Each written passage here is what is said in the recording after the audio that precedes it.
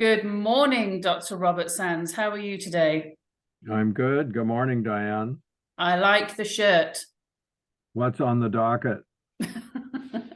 Well, we have a very interesting docket today, and I am familiar with in therapy when you're dealing with, in my kind of work, people's spiritual path. In your work, their psychological and probably spiritual path. That we come from two angles in our life. We approach problems and life from two basic angles. I can't say I fully subscribe just to the two. One is the angle of love, and one is the angle of fear. Okay, so we go through life and we either are pouring love and coming from a place of love, or we're coming from a place of fear. I'm familiar with that, and obviously there are great areas in between that. However, you have stimulated this conversation today about love and power, and in society and individuals, the choice or the unconscious approach of people from a position of love or power. And I'm going to just kind of explain a bit, and then I'm just going to let you roll with it.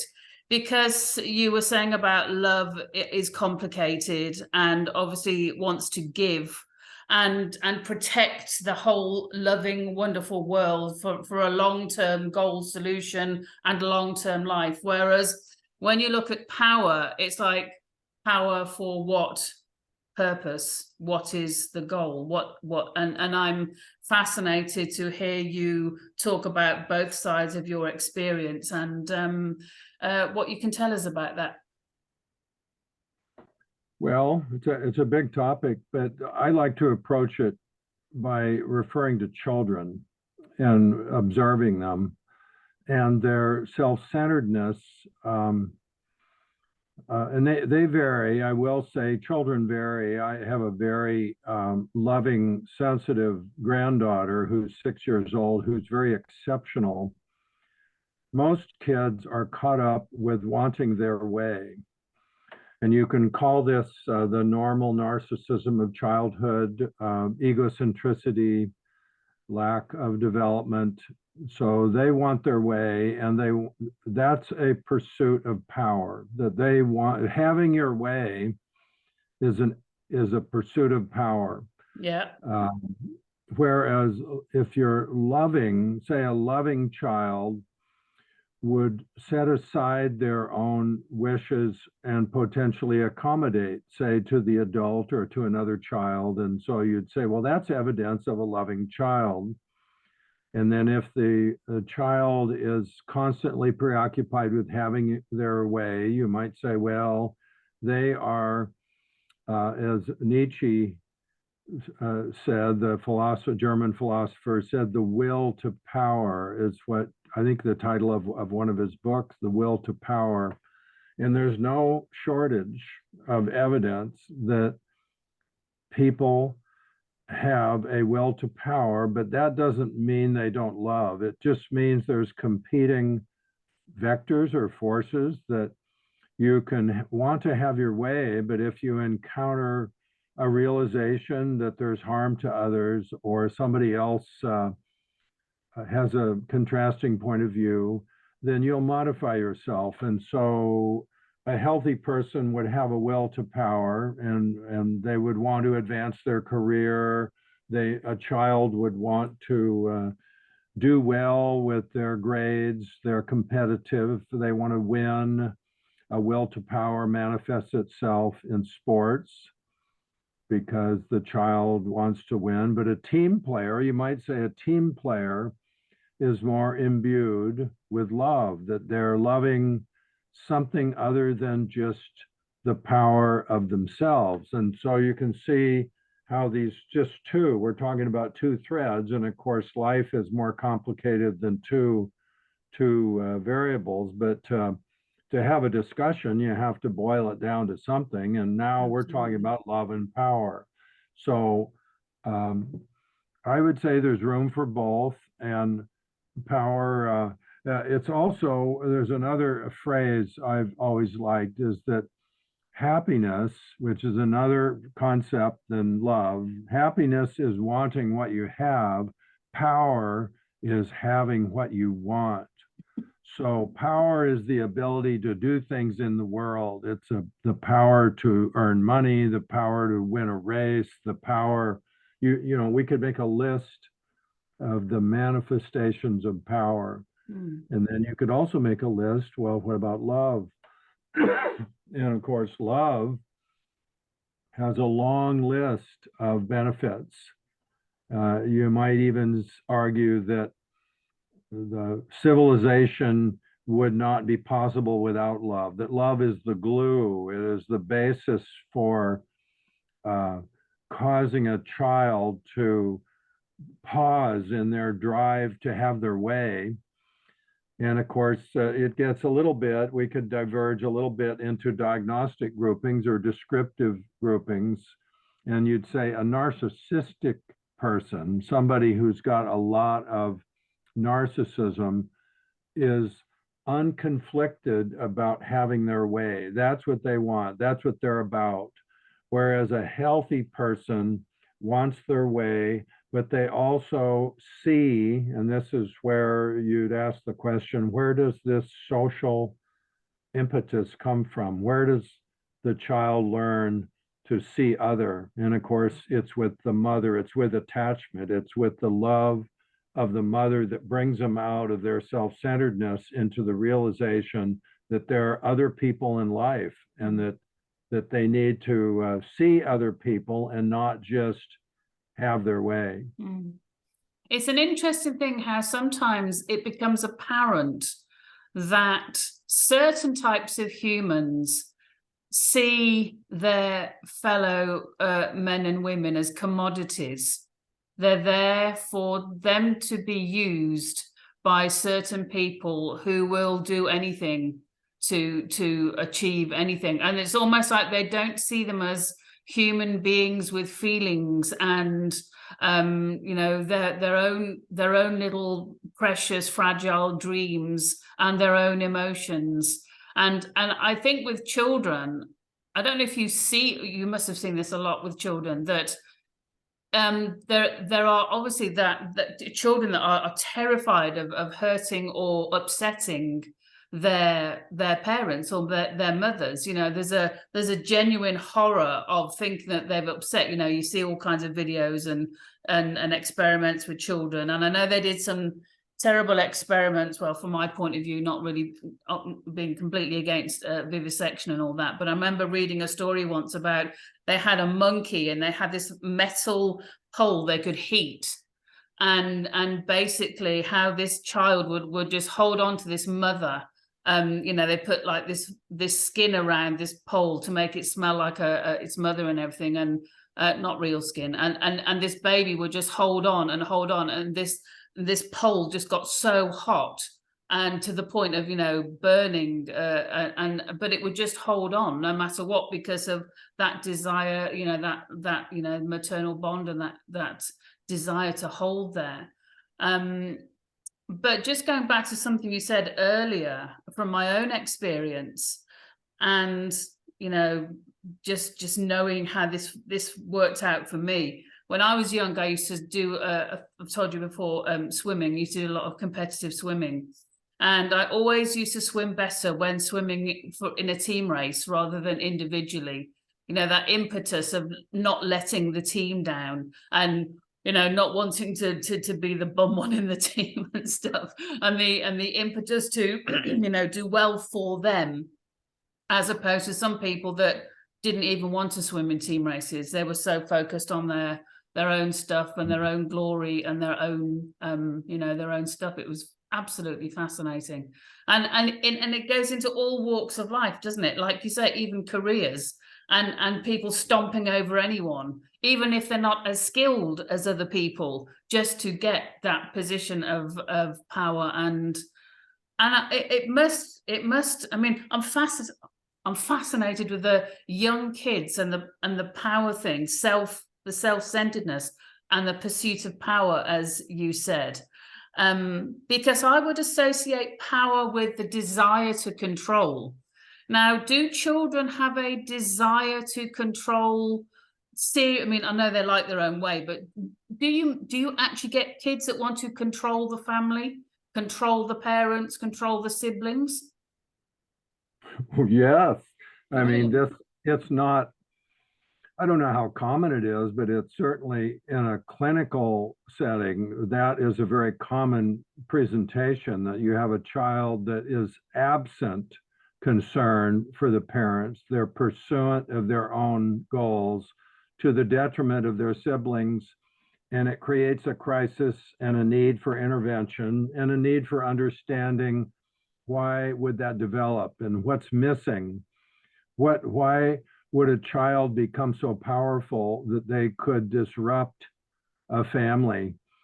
I'm recalling in the 1980s, I had a family in my office where a teenage boy was just really disrupting his family. He was aggressive, very self-centered. And it's one of the few times I yelled at someone. I said, "What are you trying to do? Destroy your family?" And he broke down crying. And he said, apparently later, he said, "Nobody's really ever caused me to see the effect of my own behavior." Wow. And the parents later told me that he was completely different. That's unusual that somebody would change a pattern of pursuing their own self-interest over the interest of others to that extent and change that rapidly. Mostly unsocialized. Here we go. Psychiatry likes to group and label things. So I'm going to say there's unsocialized people. They do not have, they have not experienced love, attachment, or if they experienced it, it did not the attachment figure, let's say the parents, and it can be, usually it's the mother to start out and then the father. They did not require social behavior. They did not set boundaries. They just kind of loved and accepted the child as the child became a tyrant and did not know what to do. They did not take advantage of their leverage, because you're right about that most children are concerned about whether their parents are happy or not.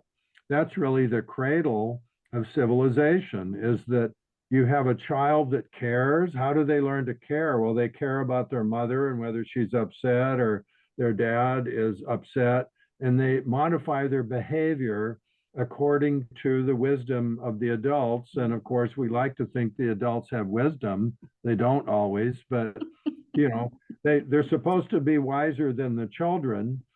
And so the children are socialized. They learn how to regulate and modify their behavior. They have consequences that change their behavior. And so they begin wanting to love, and they get socialized.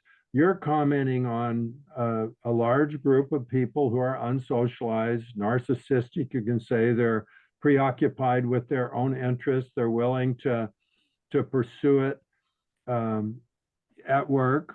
But in work groups, narcissistic people do not fare well. They suffer consequences and frequently are unattractive to, for example, if you owned a business and you hired somebody and you found them to be a bully, or you found them making your employees unhappy, you would have to intervene on them, and they would be asked to leave or fired if the boss was smart. Now, if the boss isn't paying attention, then it is true that controlling and narcissistic people can do a lot of damage in a work group, because they dominate, and maybe power and dominance, the ability to persuade would be a power. Think about different types of power. Like, we're exercising a type of power. What would you call it? Clear thinking, analysis, interactive learning. There's a power to that. But the question would be, a power to what? A power to what end? Just serving an immediate gratification, like I want, like a child demanding something in the grocery store. That's a child exercising power, and the parent, of course, takes them out of the grocery store into the car and lets them have a timeout, and they learn that they can't get away with that. And so I'm bringing in the children as a teaching example of what is true in adults too, about this conflict over power management, where if you have too little power, if you're always accommodating and, oh, you first, or your feelings are more important than mine, then that really isn't a healthy, balanced person. You need to have a voice. You need to have ideas about who you are and what you believe in. You need to be able to express that. And that is power. That is a constructive, positive, a pro-social example of power, rather than the constantly accommodating, thinking that love is always saying yes or whatever you want, Oh, which absolutely. is not healthy love. Absolutely. So there's two things there that really stick out for me. The first thing is with the young boy ruining his family, it's really fascinating that maybe his parents had said it, maybe an aunt had said it, or an uncle, or whoever knows. But it's amazing how sometimes people just have to have said to them such a truism. It's like, are you trying to destroy your family? You know, just that kind of phrase that just snaps people out of something, you know, from an outsider looking in. And it's quite interesting because a lot of people do pussyfoot around bullies or tyrants or kids who are narcissistic. And it never ceases to amaze me that this whole thing, that's how bizarre humans are when they are kids, and you do get a really large proportion that do want to control. And again, and what's even more fascinating, what would they do if they got control? They're not going to pay the bills. They're not going to go shopping and get the groceries in for a week, are they? They're not. What do they think they're going to do? It's just bizarre. They have that desire to take over, but they can't do anything useful at that age. It's just weird. And the other thing, before you answer that, and this is from my own experience of, like, in my childhood, well, not my childhood, when I was a young woman, and I had a lot of Irish friends, and Irish women, Irish families, incredibly hospitable, wonderful people. And what I noticed is the more servile and the less opinionated and the more hardworking, and just these women just never stopped. Yet they were like almost, you know, canonized because they were just complete yes women. You know, they just said yes to everything. Yes, we'll cook.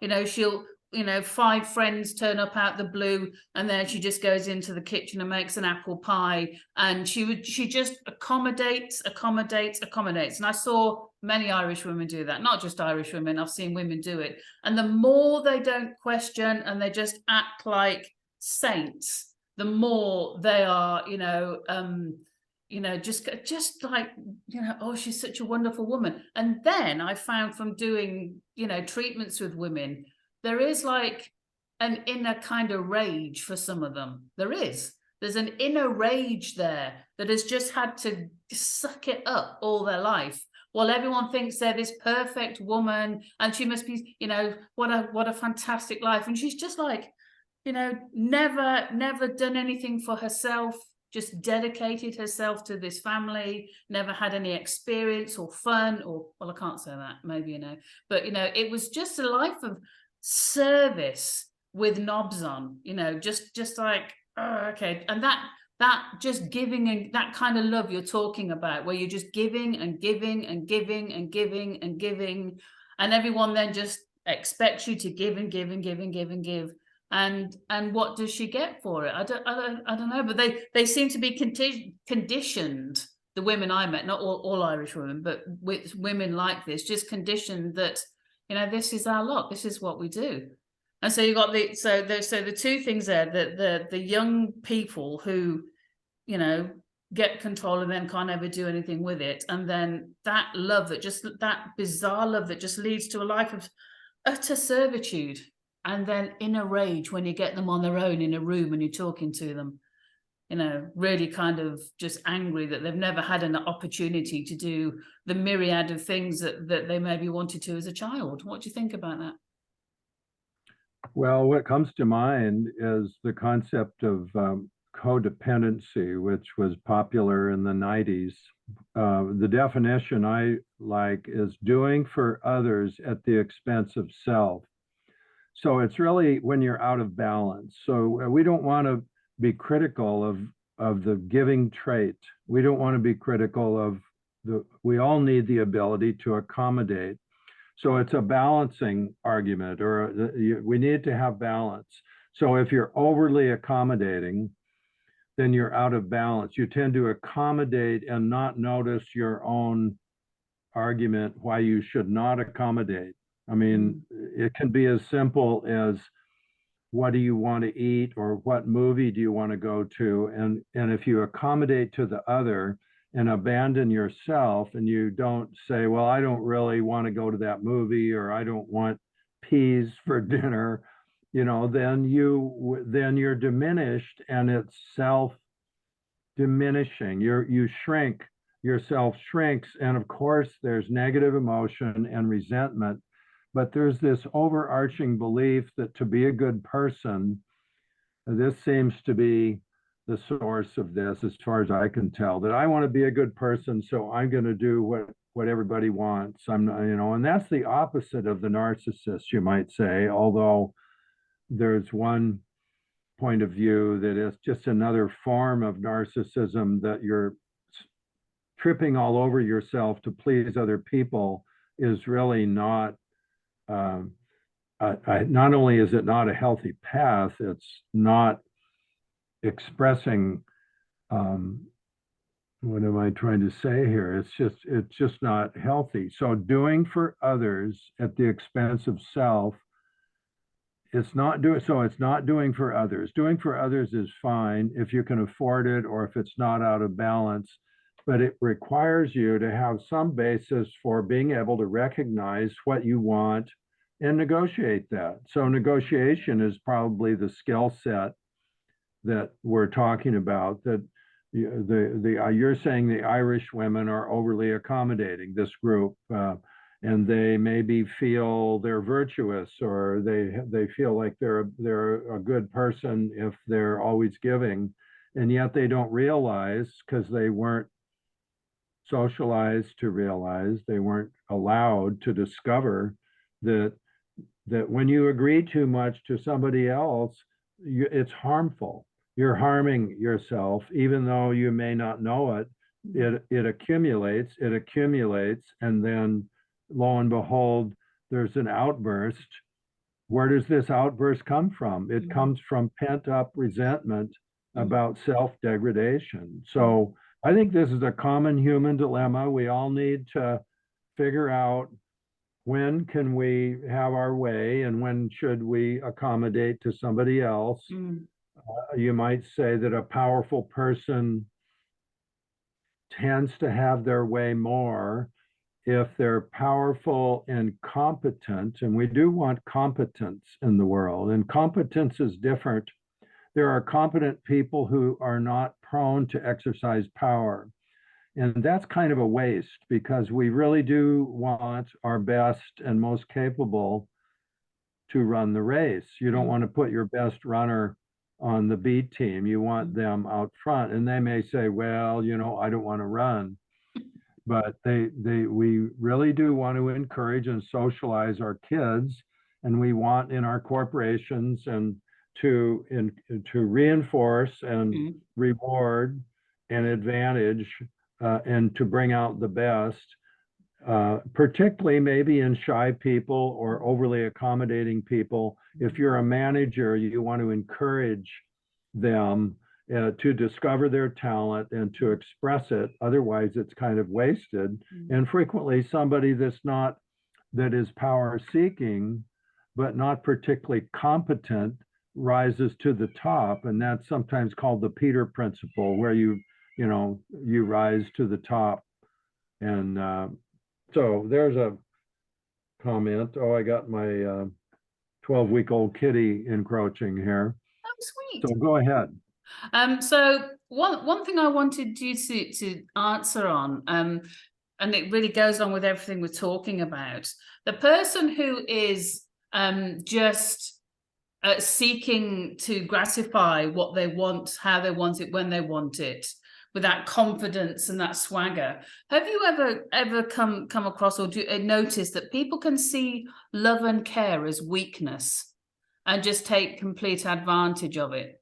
And it's almost like they don't see the kindness and the compassion. They just see this person who is, like you say, accommodating and kind and caring. And so that you often see, don't you, that in friendship circles, even at work or in relationships, they somehow tend to find each other. You know, the person who is completely accommodating and kind and compassionate, and the other person who's like, great, I'll take as much as I can. I'll do it. I'll see how kind of, you know, rich this fountain is of giving kindness, but maybe don't even give a fraction of it back or reflect it back. Do you notice that?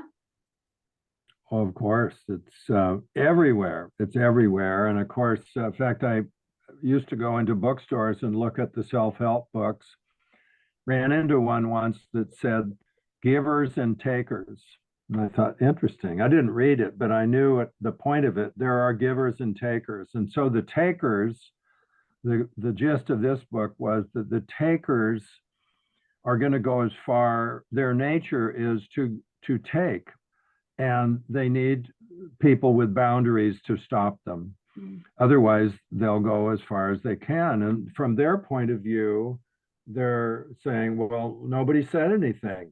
Like this teenage boy in the office that said, well, nobody, and I've had kids tell me, nobody told me to stop. Wow. The teachers didn't tell me to stop. And I said, well, I'm telling you to stop. Wow. Will you stop? Well, yeah, somebody, you know, I'll stop. Wow. So boundaries. You know, I find that just so simplistic yet so powerful. A simple thing like no one told me to stop. And you've got all these potential psychopaths and narcissists running around. It's like, it could be as simple as that, couldn't it? As a teacher or someone like you, just a position of authority, like you in a position of authority going, Well, stop it. sometimes it's that simple, but a dogged narcissist is not going to take that lightly. They're going to persist. Absolutely. But the average, let's talk about normal or average kids. Once they encounter a boundary from a teacher or a parent, usually they back up and they say, okay, and they learn. They're learning. That's called social learning. Why but the other side of the equation you're asking about is the overly accommodative person who thinks that if they project love, they will reap the riches of the world. And frequently they do, actually. There are here comes the kitty. Oh, so sweet. Frequently they do. Oh, sweet. See, talking about emanating love.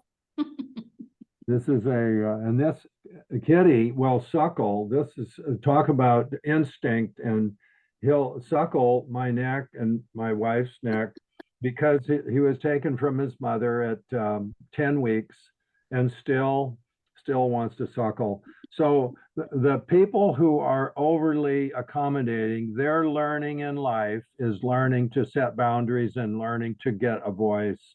And the people who are kind of prone to take, the takers, their lesson is learning that if you take too much, you're going to lose. And then they get it. They don't want to lose. They want their way. And they finally learn the game that if you if you take too much, the relationship will be over because you'll be found out. And so in social learning, even the narcissist can be taught that if they go too far with their self-centeredness, in fact, let me digress. I'll try and make it quick. The original treatment of narcissistic personality disorder used to be to offer a kind of idealistic love and acceptance. And after 10 years of the therapist waiting and hoping, they found that the core of the person was not changed by this adult experience of love and acceptance. Wow. So they moved to a social learning model where you say to the narcissist, look, this isn't working for you. The reason you're seeing me is because you got a divorce, because you're so self-centered and so forth. And here, I'm going to work with you. You're going to learn some new habits. You're going to learn to see what other people are about. And here we go. And then you run them, you give them homework and you confront them. It's really a type of confrontational therapy that is very different than this idea that if you love and treat the narcissist, they will heal their core wound. Absolutely. One thing I learned about, and we're kind of out of time, but one thing before we finish is one thing I was kind of when I watched a lot and read a lot about narcissists and people who'd been in relationship with narcissists, they were saying the simple thing for if you're in a relationship is to get out of it, get away from them, because they'll never change, and that is the key. But I think what I've taken from our chat today is to stake the boundaries as soon as you come up against someone who is pushing, even if it's at work or wherever it is, to as soon as possible let them know that you're not to be pushed around, you're not to be trifled with, you're not going to take it, you're not going to sit mute and let them, do what they do. I think it's a really fantastic. And You're of course, right. like we always try to get into, or not me, you look at governments now, and to right from the beginning, the power for what goal? You look at the elites and the government now, and you have to say power for what goal? I watched a thing earlier about the elites, trying to control 8 or 9 billion humans for what goal? Why do these people have an insane desire to control everything that everyone else is doing? It's a bizarre thing, but the more people put their foot down and reject it, then in everywhere, then it's going to be the way forward, isn't it? I just look at your little kitty. Yeah. It's a Suckling, claws in the neck. he's suckling my neck. That's just the best thing to see. What's its name? Is it a boy or a girl? Sascha, a little boy. Oh, sweet. Well, on that beautiful note, we're going to say goodbye, and thank you so much for your time. I could watch that, Sascha, doing that for ages. Look at the contentment. It's just so beautiful to see. Oh, You're right about the importance. So same thing with the kitten. When the kitten bites us, we say no and we toss him to the floor. And so he's learning not to bite. I mean, that's the same thing that the mother would do. If the cat was around the mother longer, she would bat him and socialize him. But there is this question of the elites thinking that they should be in charge, and they are a bunch of narcissists. They believe that they're the answer. They're full of hubris. They're full of grandiosity. They actually believe their own BS, you might say, and they believe they should be in charge. And absolutely. It's a political problem, but on an interpersonal level, you're right that it's sometimes magic. And you don't have to be aggressive. You can start with a very low level thing like saying, I don't appreciate that.